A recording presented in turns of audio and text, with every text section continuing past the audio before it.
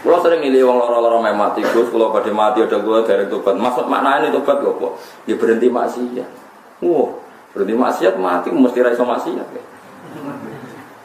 Makanya banyak orang alim yang mati itu guyu santai, bukan karena sok suci tidak punya dosa, enggak. Dia tahu mati punya sisi positif, yaitu berakhirnya semua kejahatan.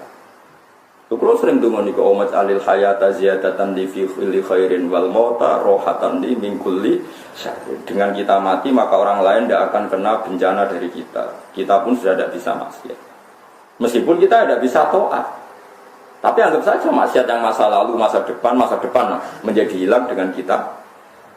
Nak kowe mati dalam keadaan ridho seperti itu, insya Allah diri dari pengiran. Mergo kowe yang menghentikan. Tapi ora bunuh diri itu mati biasa, mati. Makanya sering beda ya, orang toreko dengan orang alim itu beda. Kalau orang toreko itu kan sering orang diingatkan dosanya terus bernangis macam-macam. Nah, orang alim wali, orang alim itu soalnya uang kontrol sisi positif. Fatkuru ala Allahi la'alakum tuflihun. Misalnya orang fasik penggaweane narkoba terus mati oplosan. Soalnya alim kan nyolati terus takoki pangeran. Kenapa kok nyolati orang fasik? Biasa mawon bisnis kegiatannya kiai ya hati itu ada kisah nyata daerah saya itu ada orang mati bunuh diri itu sekitar 12 kilo dari kampung saya itu nggak ada orang yang berani nyolati gara-gara merasa itu masalah akhirnya sing nyolati wong nemu alim kabeh gara-gara wong alim sing duwe ilmu nih malah bejo deh akhirnya sing nyolati wong nemu alim kabeh gak jadian ketemu. Karena begini, dulu itu ada cerita, ini rumah anak tenan. Sama ndak harus ikut saya, kalau berkali-kali. Saya fatwa itu ndak harus Anda ikuti, tapi sama tak dudono ilmu yang mungkin Anda belum tahu. Jabir bin Abdillah itu sahabat Kanjeng Nabi. Itu dia murid, alim-alimnya muridnya Jabir, jadi Muhammad bin Munkadir. Saya itu apal sejarahnya. Misalnya Ibnu Umar punya murid paling alim namanya Nafek. Nafek punya murid paling alim namanya Syihab Az-Zuhri, Syihabuddin Az-Zuhri. Syihabuddin Az-Zuhri dia murid paling alim jadi Imam Malik. Imam Malik dia murid paling alim jadi Imam Syafi'i. Kalau Jabir bin Abdillah dia murid paling alim jadi Muhammad bin Munkadir. Nah Sayyidah Aisyah dia murid jadi Masruq. Angger Abu Hurairah dia murid jadi Abi Soleh. Sama delok teng hadis-hadis angger sedurunge Abu Hurairah rata-rata jenenge Abi Soleh. Nah sedurunge Aisyah rata-rata Masruq utawa Urwah. Nah sedurunge Jabir rata-rata Muhammad bin Munkadir. Muhammad bin Munkadir itu kalau ada orang fasik mati itu dia datang nyolati ngimami. Padahal Muhammad bin Munkadir terkenal wali. Ketika ditanya, bagaimana mungkin Anda orang soleh, bahkan ketuanya orang soleh nyolati orang fasik? Engkau jadi presiden buruk bahwa orang fasik pun sama dengan orang soleh, podo-podo disolati orang hebat. Gitu. Padahal aturan fikih kan tidak begitu. Aturan fikih itu kalau ada orang fasik meninggal, itu tetap disuruh nyolati. Tapi yang sholat jangan orang tokohnya, jangan orang topnya. Tapi Muhammad bin Munkadir tetap datang, dia nyolati.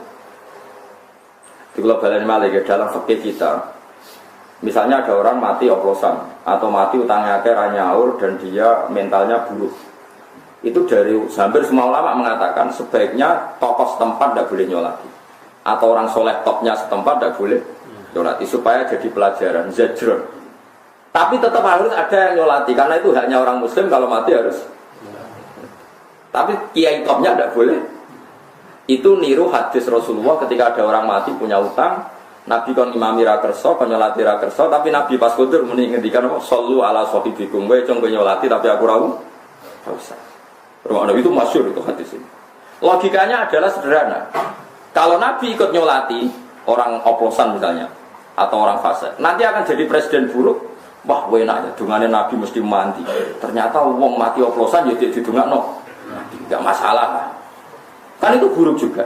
Tapi kalau Nabi tidak nyolati dan tidak menyuruh orang lain nyolati, berarti ada hukum baru, orang muslim yang fasik tidak mendapat hak di itu juga resikonya adalah nanti ada ritual baru, orang-orang fasik kalau mati berhubung rano kiai nyolati, wong liya nyolati, mereka bikin tradisi mengantar kuburannya wong oplosan, diobeni arak kuburane terus macam-macam. Kok sholawatane yo nganggo gaple misalnya tahlilane nganggo minum-minuman. Tapi baru kayak kiai-kiai Indonesia tuh pinter, kok wong fasik lawe ditahlili. Pikirane anggap ae nget ruangane wong main gaple tertutup. Itu jenis darul mafasid muqaddamun. Mergo daerah-daerah sing ora ana tahlilan kok sing mati wong fasik kuwi malah digogaple tenan. Iki ora urusan kitab-kitab madzhab kitab-kitab lho, niku urusane masing-masing. Artinya misalnya wong fasik mati, sing teko kaya kanca-kancane wong fasik.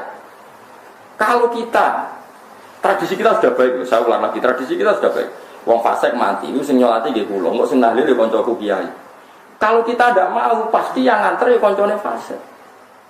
Kok diterowong katokan cekak, diterowong nganggo arang malah ruwet. Mendingan kita ngalahi berprosesi ala Islam. Disebut darul mafasid muqaddamun ala jadil masalah. Toh tidak ada kemungkinan masyarakat memahami kita salah. Mergo wong fasik wis dihukum pangeran misalnya cak wah masuk mati kok oplosan. Besok ben piye sudah sampai ditiru. Ya seperti itu. Irungokno tenan iki. Mergo kalau kita tidak datang engkau terjadi tradisi baru yang